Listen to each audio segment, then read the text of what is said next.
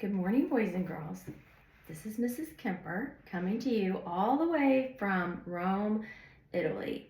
The last couple of weeks, I've been traveling around Europe, and so far I've been to France, England, Germany, and now I'm in Italy, and finally I'm going to go to Spain.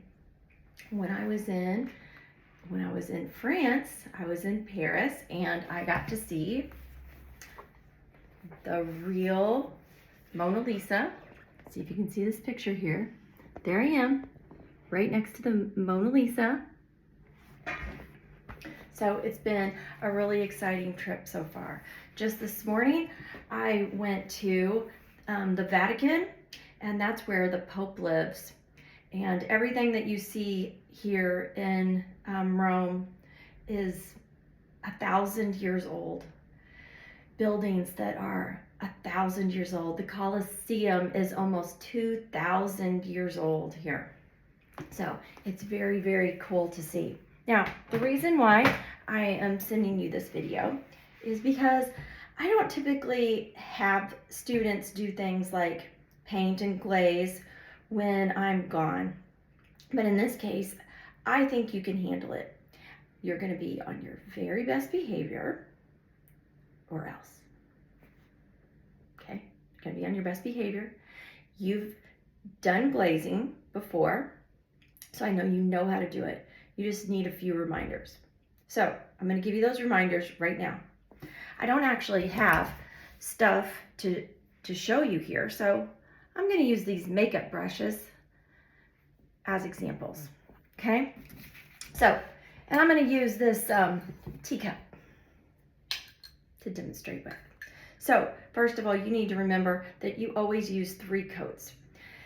It's easy to forget how many coats you've done if you just start using a bunch of random colors. So in this project, you might need a lot of colors if you're trying to do greens and browns and pinks and that sort of thing. But you don't want to get all of those at once, or you're going to get mixed up.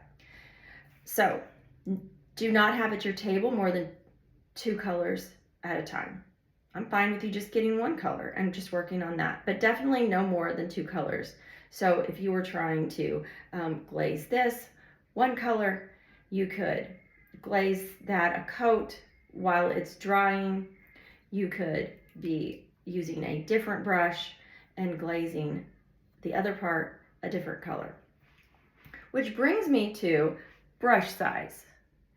Nobody's going to be grabbing a big giant blue or green handled brush because you're going to get out of the lines. You learned how to stay in the lines in kindergarten. You're going to take your time and go slow. You're not going to attempt to get finished with this today. That would be ridiculous.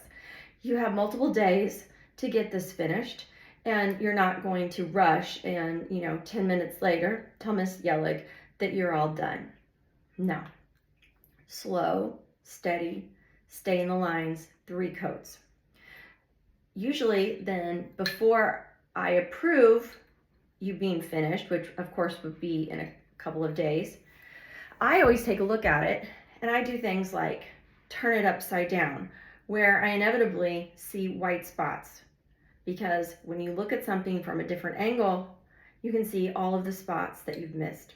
So you need to make sure that as you're working on it, you're turning it all around and looking to see where you might be missing some areas.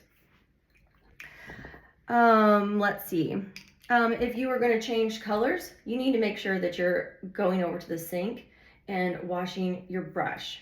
It doesn't just rinse off like watercolor paint might, so make sure that you're using your thumb underneath the water and rinsing it like that so that you don't ruin my glaze.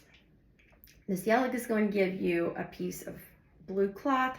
You've used that blue cloth lots of times before. Just cut yourself a chunk so you can use it as a little placemat, because glaze gets very slippery and you don't want it to slide off the table. Let's see here.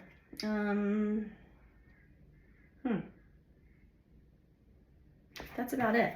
I set your pottery out while the other class was still working. I covered it all up And when you're finished for the day, you have to clean up when she says to clean up, or else you'll be cutting into the fourth graders' time. So you'll stop what you're doing. You don't need to say, oh no, class is almost over. Let me hurry now. You're not gonna mess up I don't want you to mess up your glazing just because you suddenly think you need to hurry up because it's the end of class.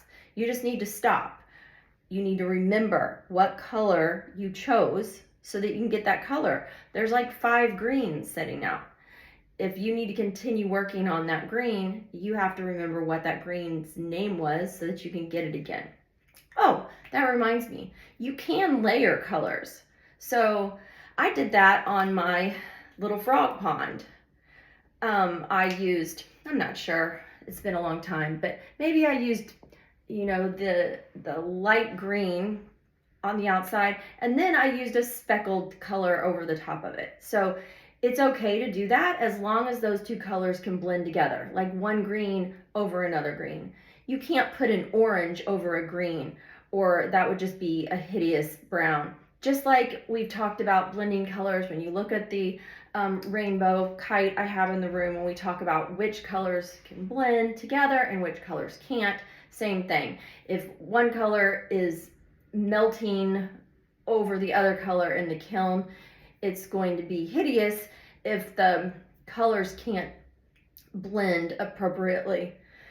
But it can look great if they are a match. So think about which colors blend, which colors cannot be mixed if you choose to do that.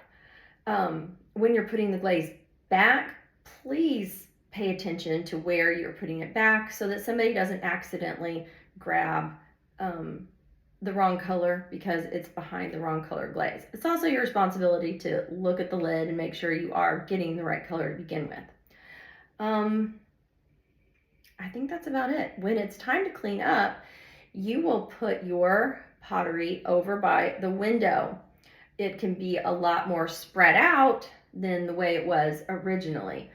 And then tomorrow you'll be able to easily see yours to pick it up and start again. At the beginning of class, we're going to let Miss Yellig holler out your name and you can come over and get it, because I don't want any pottery to get broken while people rush over to grab their pottery. The next day you'll know exactly where yours is and you can just file in the classroom and pick it up and start again. But today let's let Miss Yellig pass it out. If a piece broke off, there were some very delicate little things you might have put on it. As always tell you, you don't need to panic and just say, oh, well, I guess, this can't have an arm anymore. Just save it, glaze it separately, and we'll fire it, and then we can glue it after it's been glaze fired. So you don't need to just toss it, but you have to be very careful that you don't lose that piece. Keep it with your pottery carefully, or even ask for a baggie if necessary so it doesn't get lost. I think that's probably about it. If I think of something else, I'll type it to Miss Yellick. I'm 7 hours ahead of you. So right now it's probably about 5:30 in the morning for you. Your alarm is about to go off and you're going to get ready for school. By the time you're having class, it's going to be just about dinner time for me. So anyway, I'm going to be gone the rest of this week, and I will see you with jet lag on Monday.